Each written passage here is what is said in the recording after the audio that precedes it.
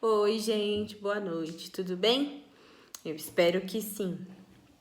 Eu hoje ouvi uma história muito legal e eu preciso compartilhar com todos vocês. Espero que vocês tenham só um pouquinho assim de tempo para me ouvir. Espero que seja rapidinho, tá? Antes de qualquer coisa, quero pedir que vocês façam comigo a oração que Jesus nos ensinou. Lembra qual é? O Pai Nosso? Vamos lá? A gente fecha os olhos, conecta o nosso coração em Jesus, em Deus, relaxa.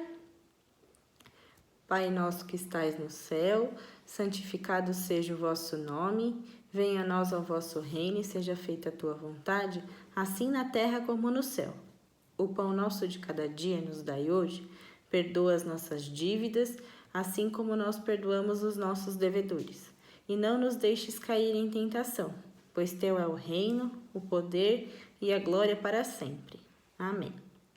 Com essa oração no meu coração, eu posso contar para vocês que a história que eu li hoje, ela também é muito parecida com essa oração. Porque a gente só faz essa oração de coração quando a gente tem Jesus no nosso coração. E a função dos discípulos, como a gente já viu em outras lições da nossa revista, a função dos discípulos era espalhar a palavra de Jesus, né? Depois que Jesus foi crucificado e nós ficamos aqui com a promessa do Espírito Santo, os discípulos ficaram com a missão de por onde eles fossem, eles sempre falariam em nome de Jesus. E essa história de hoje conta pra gente que tinha Filipe, um dos discípulos, e ele era muito fiel. Então ele obedecia a Deus sem pensar duas vezes. Então, toda vez que Deus mandava que ele fizesse algo, ele não perguntava para ninguém, ele ia e fazia. Porque ele era muito fiel, ele foi enviado ao deserto. Uma missão no deserto. Imagina você hoje, que Deus fala para você: hoje eu quero que você vá ao deserto. Eu não sei nem onde fica o deserto. Para eu ir andando até lá, então é 1000 vezes mais difícil. Mas por Jesus, por Deus, eu até faria esse sacrifício. Por isso que Filipe foi, sem se preocupar com tudo que ele já tinha feito em Samaria e com tudo aquilo que ele ainda podia fazer. Andando pelo deserto, ele encontrou uma carruagem. Nessa carruagem tinha uma africana que tinha estado em Samaria, tinha ouvido Filipe falar de Jesus, assim como ele fazia para todas as pessoas com quem ele cruzava. Esse africano estava dentro da sua carruagem, porque ele era uma pessoa muito importante para a rainha da Etiópia, lá na África, e ele andava de carruagem, porque para fazer serviço para a rainha tinha que ter uma carruagem. Dentro da carruagem, para passar o tempo da viagem, ele estava fazendo uma leitura. E essa leitura nada mais era que o livro de Isaías, capítulo 53, versículos 7 e 8. Eu quero depois que você procure aí na sua Bíblia, Isaías 53, 7 e 8. E manda para mim uma foto do seu achado. Quero ver se você tá craque na Bíblia aí, tá estudando todos os livros pra gente, aquela decoreba básica pra gente poder ir pro MEC, hein? Então, ele tava lendo Isaías. Por isso que Deus pediu para Felipe estar ali. Ele estava lendo, mas ele não entendia o que ele estava lendo.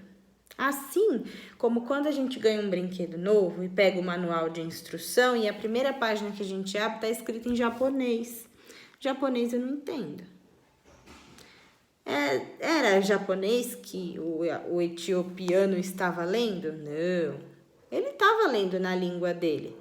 Acontece que faltava para ele uma coisa que talvez para muita gente ainda faltasse naquela época, que era saber do amor de Deus, entender o amor de Deus e aceitar o amor de Deus como nossa salvação.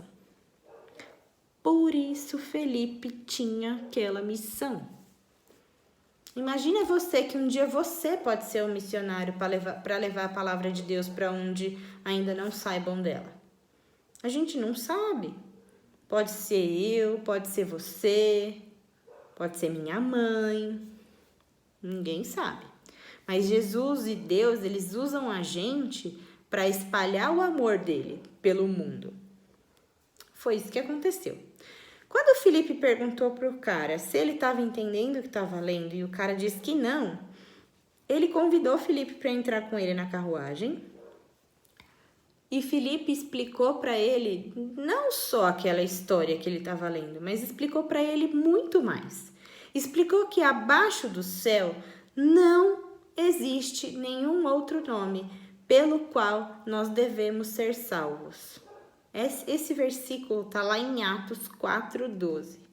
Essa explicação de Felipe foi muito prática, porque em uma frase ele conseguiu dizer para o africano que o amor de Jesus é tão grande, tão grande, tão grande, faz tantas boas coisas, que não existe nenhum outro ser ou outra pessoa que se iguale ao amor de Jesus, ao amor de Deus. Com isso, o africano aceitou Jesus no coração, porque para ele, aquele texto da Bíblia agora fazia todo sentido. Era como se o manual em japonês, se eu tivesse feito aula de japonês e tivesse aprendido a entender aquela língua. Fazia sentido, porque o africano tinha aceitado Jesus como Salvador. Olha que coisa maravilhosa. No meio do deserto, eles procuraram um riacho onde Felipe batizou o africano. Batismo é quando a gente usa a água, que é um símbolo de pureza, para mostrar que o nosso coração está puro porque Jesus nos salvou. Então, eles procuraram esse riozinho, Felipe batizou o africano e a partir dali, o africano também virou um discípulo. Porque discípulo é todo aquele que aceita Jesus e aceita falar dele para qualquer pessoa, independente de onde ela esteja. Isso é um papel que pode ser meu, que pode ser seu, pode ser de todos nós. Principalmente nessa época de agora, época de Páscoa, em que a gente precisa lembrar que Deus e Jesus fizeram muito mais do que um ovo de Páscoa pode fazer pela gente. O amor deles é tão puro por nós que eles nos perdoam de todos os pecados que a gente comete. Até na nossa oração, né? Perdoa os nossos pecados. Toda vez que a gente pede para Deus nos perdoar, Deus nos perdoa. E o sacrifício que Deus fez em deixar o seu filho morrer pela gente é muito grande para que a gente esqueça de todo esse amor. Então, a minha missão para vocês hoje, para a gente poder entrar no caminho de ser discípulo de Jesus, é que você leia a lição 6, faça as atividades, procura lá na Bíblia, Isaías 53, 7 e 8, traz pra gente o que estava escrito lá, vamos saber o que é que o africano estava lendo e que depois dessa explicação fez ele mudar a vida dele completamente para melhor. E assim, quero que vocês entendam que na Bíblia tem todo o conteúdo que a gente precisa para viver. A Bíblia trata de todos os assuntos. Todos. É ali o único livro que a gente tem que usar quando a gente precisa de ajuda. Nessa época de ter que ficar em casa, de não poder sair, as pessoas ficam desesperadas às vezes, mas basta a gente procurar e a Bíblia vai nos acalmar. Então, o meu desafio para vocês é que vocês façam as atividades, procurem lá Isaías, devolvam as atividades em vídeo para mim e que vocês aproveitem muito o domingo de Páscoa em família. Participem do culto online, façam a Santa Ceia, estejam presentes, felizes, unidos, para que tudo isso passe logo e a gente possa voltar para a nossa rotina, tá bom? Um beijo para vocês, espero as lições e até a próxima aula. Beijo, tchau!